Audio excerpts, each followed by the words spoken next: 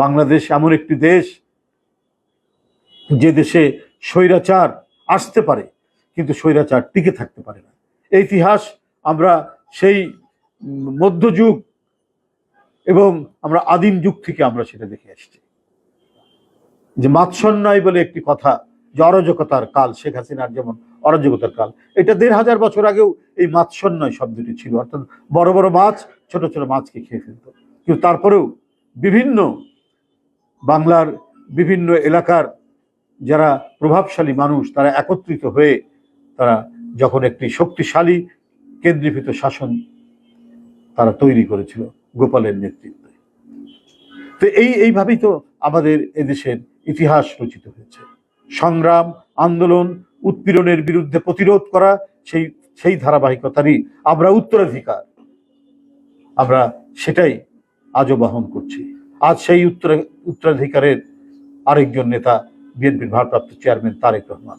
শত লাঞ্ছনা, গঞ্জনা, শারীরিক অত্যাচার, তার উপরে যে নির্মমতা দেখানো হয়েছে, সব কিছুকে সে হজম করে, বরণ করে গণতন্ত্রকে পুনরুদ্ধারের জন্য তিনি নেতৃত্ব দিয়েছেন। অনেক দূরে ছিলেন কিন্তু দিন রাত অবিশ্রান্ত তার পরিশ্রমের মধ্যে দিয়ে গোটা জাতিকে ঐক্যবদ্ধ করেছিলেন। সব মিলিয়ে ছাত্র জনতার যে আন্দোলন জুলাই আগস্টের, যেটি বিজয় লাভ করেছে ৫ই আগস্টে, সেটি সমর্থন হয়েছে। এর পেছনের কারিগর হিসাবে, এর নেতৃত্ব হিসাবে তারেক রহমানের ভূমিকা এদেশের ইতিহাসে উজ্জ্বল অধ্যায় হিসেবে থাকবে। মনে করি যে পরিবর্তন হয়েছে, যে পরিবর্তিত রূপ, সেই পরিবর্তিত রূপে অতীতের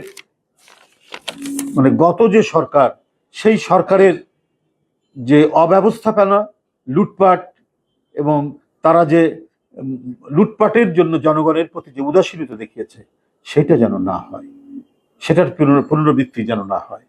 বন্ধুরা আমার, যদিও এই ঈদ উল ফিতরে নিত্যপণ্যের কিছুটা দাম কমলে পরেও ডাল, তেল, মুরগির বাজার এখনো অস্থির রয়েছে। এটা কিন্তু হু হু করে বাড়ছে। তো মূল মানুষের তো এখনো স্ট্যাপল ফুড হচ্ছে, প্রধান খাদ্য হচ্ছে চাল। তো চালকে তো নিয়ন্ত্রণ করা দরকার।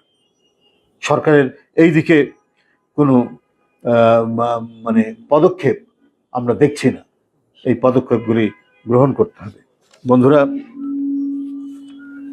এই পবিত্র ঈদ উল ফিতরে আইন শৃঙ্খলার পরিস্থিতি নিয়ে এদেশের মানুষ এখনো উদ্বিগ্ন। কিছুদিন পূর্বে পুলিশ কমিশনার বলেছেন যার যার নিরাপত্তা ব্যবস্থা করে ঈদে বাড়ি যেতে